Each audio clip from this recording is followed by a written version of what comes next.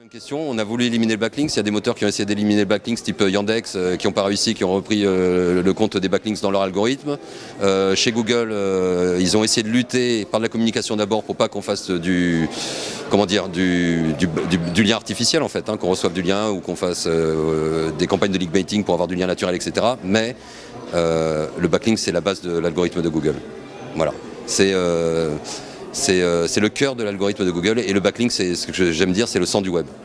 Donc le backlink, c'est encore le cœur du truc et ça fait encore ranker les sites dans le top 3 sur Google sans aucun problème sur des mots-clés très concurrentiels. Les backlinks sont toujours très importants. Pourquoi ? Tout simplement parce que c'est Google qui le dit.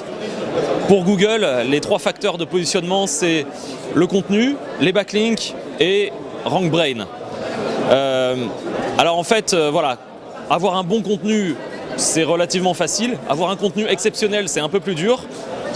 Mais obtenir des backlinks, de la visibilité depuis d'autres acteurs de la même thématique sur laquelle je veux me positionner, c'est encore plus dur.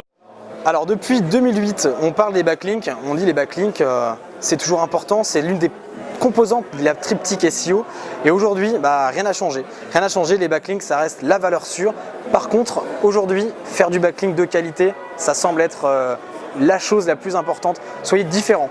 Faites des backlinks, mais des backlinks qui n'ont pas vos concurrents.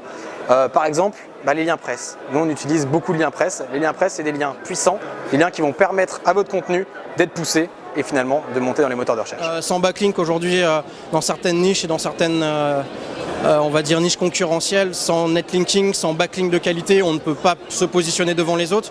D'autant quand les sites internet ont une ancienneté par rapport à d'autres. Pour pouvoir les rattraper, ça passera par le netlinking. Mais les liens, c'est la base du web et c'est la base de Google, donc les liens sont importants. La différence par rapport aux années avant 2012, avant Penguin, c'est qu'il faut faire plus attention au type de linking, donc la densité. Le nombre d'encre de liens très optimisé, la typologie de liens, la thématique des liens, c'est pas mal de choses qui ont changé depuis 2012 et qui continuent d'évoluer, mais sans lien, il n'y a pas de position.